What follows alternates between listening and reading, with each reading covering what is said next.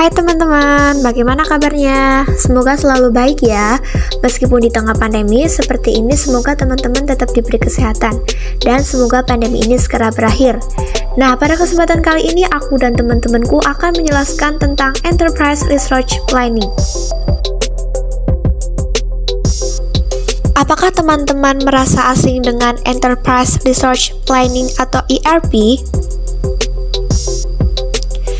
Jadi perkembangan suatu bisnis tidak akan pernah lepas dari perkembangan teknologi. Bisnis dan teknologi menjadi dua hal yang saling terkait dan mempengaruhi. Pengaruh yang muncul di antara keduanya bisa saja menimbulkan dampak positif atau negatif. Hasil akhir dari kombinasi keduanya ini dipengaruhi oleh banyak faktor, yaitu mulai dari modal, sumber daya manusia, hingga rencana dan strategi yang digunakan. Konsep ERP sendiri lebih sering digunakan dalam konteks software, di mana software ERP ini terus dikembangkan dan populer digunakan oleh perusahaan dalam menerapkan ERP. Tujuan utama dari software ERP sendiri adalah untuk memfasilitasi arus informasi dalam perusahaan, sehingga bisa diambil keputusan sesuai dengan data yang ada. Pada dasarnya, konsep ERP dapat berjalan dengan baik jika ada dukungan dari aplikasi dan infrastruktur komputer yang baik, sehingga pengelolaan data dapat dilakukan dengan mudah dan terintegrasi. Kami adalah mahasiswa dan mahasiswi STEM YKPN Yogyakarta dari kelompok 9. Ini merupakan tugas salah satu mata kuliah kami, yaitu e-Business. Aku Anistianingsih dengan NIM 1121637. Kemudian ada temanku Kuku Esti Sesanti dengan NIM 1121600. Ada Ajeng Paluvi dengan NIM 1121549. Ada Ismi Afra Safira dengan NIM 111801242. Dan juga ada Adi Yustian dengan NIM 111901392. Kami akan membahas lebih lanjut tentang Enterprise Resource Planning atau ERP. Pengertian Enterprise Resource Planning. Enterprise Resource Planning adalah sistem informasi yang diperuntukkan bagi perusahaan manufaktur maupun jasa yang berperan mengintegrasikan dan mengotomatisasikan proses bisnis yang berhubungan dengan aspek operasi, produksi, maupun distribusi di perusahaan yang bersangkutan. ERP memiliki 3 elemen utama, yaitu enterprise atau perusahaan, resource sumber daya, dan planning atau perencanaan. Sumber daya yang dimaksud di sini termasuk sumber daya manusia, modal, dan juga aset perusahaan. Selanjutnya yaitu sejarah ERP. ERP berkembang dari Manufacturing Resource Planning yang berevolusi dari Material Recruitment Planning yang berkembang sebelumnya. Sistem ini secara modular biasanya menangani proses manufaktur, logistik, distribusi, persediaan atau inventory, pengapalan, invoice, dan akuntansi perusahaan. Berarti bahwa sistem ini nantinya akan membantu mengontrol aktivitas bisnis seperti penjualan, pengiriman, produksi, manajemen persediaan, manajemen kualitas, dan sumber daya manusia. Karakter sistem ERP. ERP sering disebut sebagai back office system yang mengindikasikan bahwa pelanggan dan publik secara umum tidak dilibatkan dalam sistem ini. Berbeda dengan front office system yang langsungnya berurusan dengan pelanggan seperti sistem untuk e-commerce, customer service management, dan lain-lain. Selanjutnya yaitu modul ERP. Secara modular, software ERP biasanya terbagi atas modul utama yaitu operasi, serta modul pendukung yaitu finansial dan akuntansi, serta sumber daya manusia. Modul operasi yang pertama, General Logistik, Sales and Distribution, Material Management, Logistic Execution, Quality Management, Plant Maintenance, Customer Service, Production Planning and Control, Project System, dan Environment Management.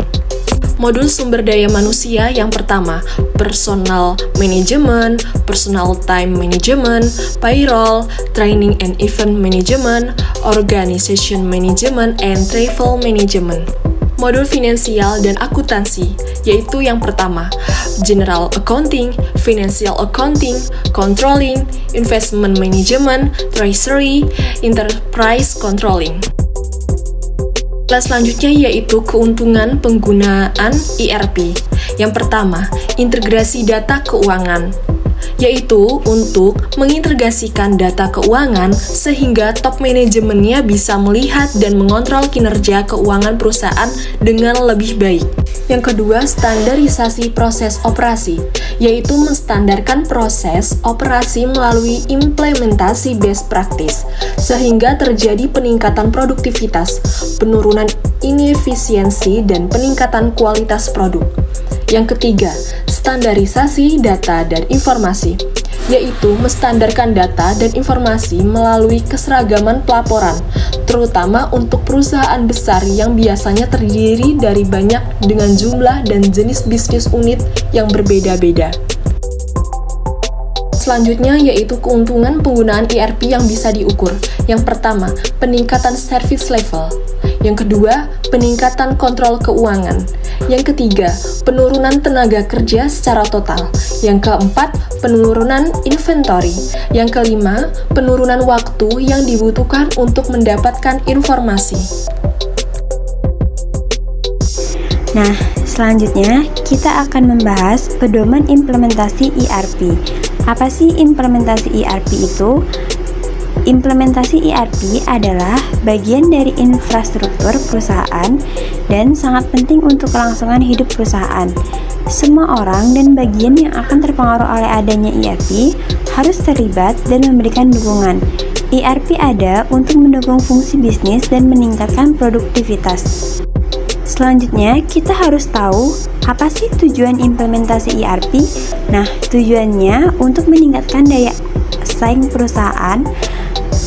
Kita harus mempelajari kesuksesan dan kegagalan implementasi ERP terlebih dahulu. Dan janganlah kalian berusaha membuat sendiri praktik implementasi ERP. Selain itu, ada juga metodologi ERP. Ada metodologi tertentu untuk implementasi ERP yang lebih terjamin keberhasilannya. Yang pertama, ada bisnis proses yang matang. Hal ini merupakan suatu syarat mutlak bagi sebuah perusahaan yang akan melakukan implementasi ERP. ERP tidak akan dapat diimplementasikan di sebuah perusahaan yang tidak memiliki bisnis proses yang jelas. Yang kedua, ada change management yang baik.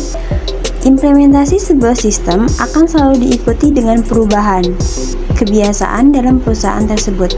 Change management sangat diperlukan untuk memberi pendidikan kepada pengguna, operator, atau siapapun yang akan bersentuhan langsung dengan sistem yang baru. Yang ketiga, harus adanya komitmen. Sebuah implementasi ERP dalam perusahaan pasti akan menyita banyak waktu dan tenaga. Komitmen dari pimpinan perusahaan sampai pengguna yang akan bersentuhan langsung dengan sistem mutlak sangat diperlukan. Yang keempat, adanya kerjasama. Kerjasama harus dilakukan dengan baik antara internal perusahaan maupun antara perusahaan dengan konsultan yang melakukan implementasi.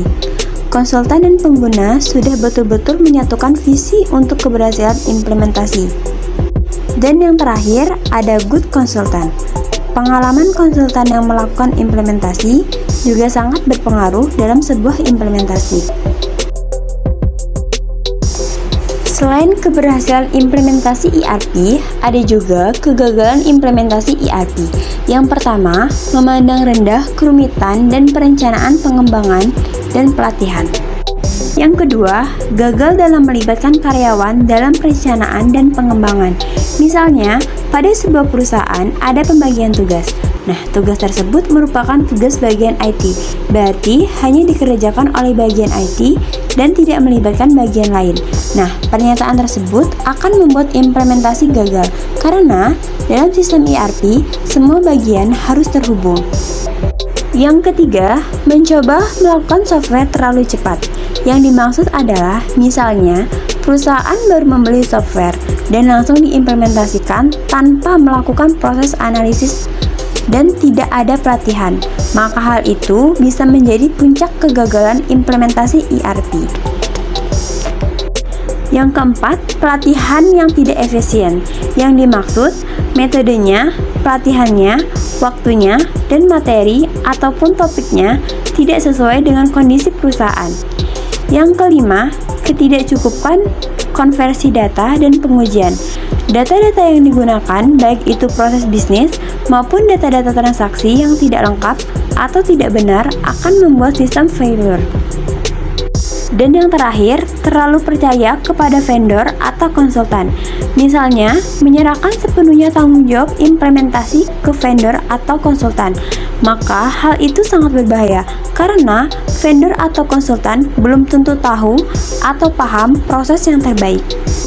Nah, selain itu ada juga tanda-tanda kegagalan ERP. Yang pertama, kurangnya pendefinisian kebutuhan perusahaan atau analisis strategi bisnis. Yang kedua, cacatnya proses seleksi software atau tidak lengkap atau terburu-buru memutuskan. Yang ketiga, kurangnya sumber daya seperti sumber daya manusia, infrastruktur, dan modal. Yang keempat, kurangnya buy-in sehingga muncul resistensi untuk berubah dari para karyawan. Yang kelima, kesalahan penghitungan waktu implementasi. Yang keenam, tidak cocoknya software dengan bisnis proses. Yang ketujuh, kurangnya training dan pembelajaran. Yang kedelapan, cacatnya project design dan manajemen. Dan yang terakhir, kurangnya komunikasi. Nah, selanjutnya kita akan membahas penerapan sistem aplikasi ERP pada perusahaan. Yang pertama ada accounting. Modul ini melakukan pencatatan akuntansi secara umum seperti pengelolaan arus kas dan bank, perencanaan investasi perusahaan, analisis keuangan, dan neraca perdagangan pada sebuah perusahaan. Yang kedua ada CRM atau Customer Relationship Management. Sistem ini membantu meningkatkan kinerja penjualan melalui layanan pelanggan yang lebih baik dan membangun hubungan yang sehat dengan pelanggan. Pada sistem ini, kita juga dapat melihat riwayat transaksi dan komunikasi. Yang ketiga, ada HRM atau Human Resource Management. Sistem ini berfungsi untuk yang pertama, memudahkan melaksanakan manajemen yang efektif dan tepat waktu terhadap gaji, benefit, dan biaya yang berkaitan dengan SDM perusahaan. Yang kedua, melindungi data personalia dari pihak luar. Dan yang ketiga, membangun sistem perekrutan dan pembangunan SDM yang efisien melalui manajemen karir. Yang keempat ada sales. Sistem ini menangani alur kerja penjualan seperti pertanyaan penjualan, penawaran, dan sales order. Yang kelima ada inventory. Sistem ini berguna untuk melacak dan mengelola stok barang di perusahaan, termasuk memantau kartu persediaan, menjadwalkan pengisian ulang, melakukan forecasting, dan membuat laporan inventaris. Yang keenam ada purchasing. Sistem ini mengelola proses yang terlibat dalam pengadaan barang, termasuk data supplier, permintaan, analisis penawaran, purchase order, dan perbaruan stok. Dan yang terakhir yaitu manufaktur. Sistem ini berfungsi meningkatkan efisiensi proses manufaktur dalam suatu bisnis seperti perencanaan produk, pemantauan produksi barang, dan pembuatan bill of material. Kelebihan menggunakan ERP. Yang pertama adalah efisiensi meningkat. Yang kedua, membantu pengambilan keputusan. Yang ketiga, biaya manajemen dan operasional akan berkurang. Yang keempat, produktivitas meningkat.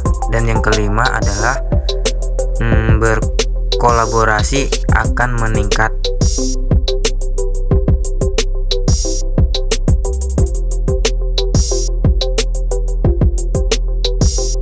Perusahaan yang mengimplementasikan ERP.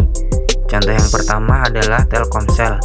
Pasti Anda pernah menggunakan atau minimal bersinggungan dengan berbagai produk dari Telkomsel.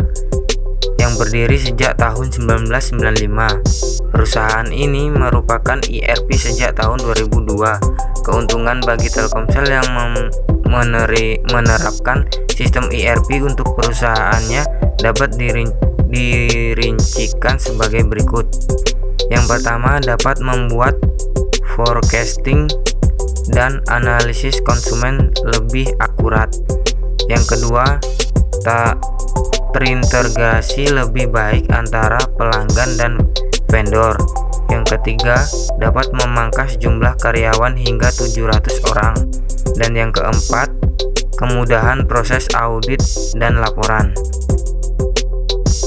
Contoh yang kedua, PT Semen Gresik.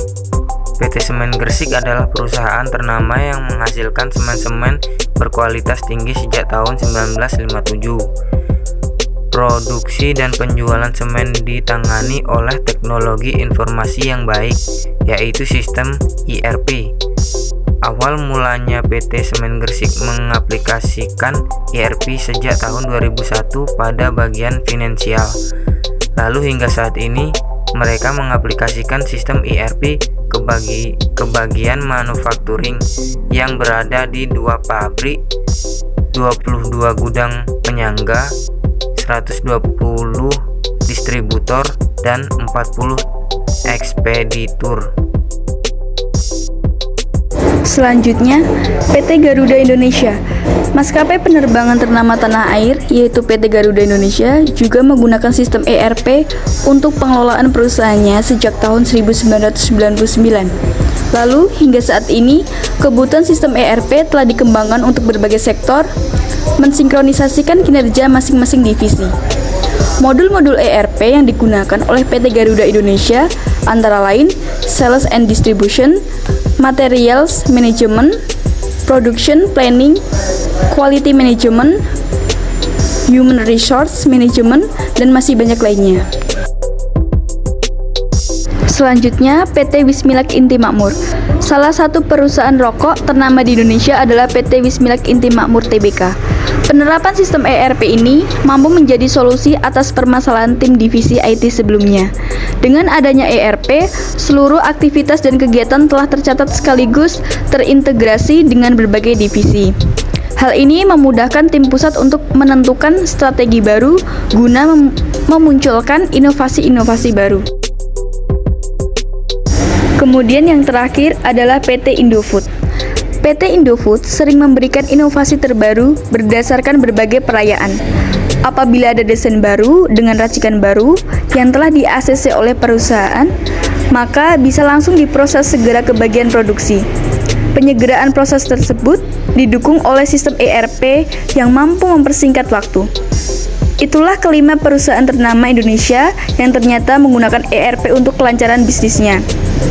Adapun salah satu penyedia ERP ternama di Indonesia adalah intaksindo.com. Nah, selanjutnya adalah kesimpulan dari materi yang kami paparkan. Jadi konsep ERP ini bertujuan untuk mengintegrasikan sistem yang sebelumnya terpisah dalam suatu perusahaan seperti proses produksi, pemesanan bahan mentah, sampai proses pendistribusian. Berhasil atau tidaknya konsep ERP dalam suatu perusahaan dipengaruhi oleh ketersediaan teknologi yang memadai, baik dari sisi perangkat lunak, software, maupun perangkat keras, hardware. Hal itu dikarenakan konsep ERP dijalankan sebagai sebuah aplikasi perangkat lunak yang di dalamnya memuat beberapa modul kerja. Aplikasi itulah yang nantinya akan dimanfaatkan oleh perusahaan untuk mengolah berbagai database yang ada di dalamnya secara efektif dan efisien. Oke teman-teman, sekian pemaparan materi Enterprise Research Planning dari kami. Terima kasih sudah menonton video kami. Tetap stay safe and healthy. Bye-bye.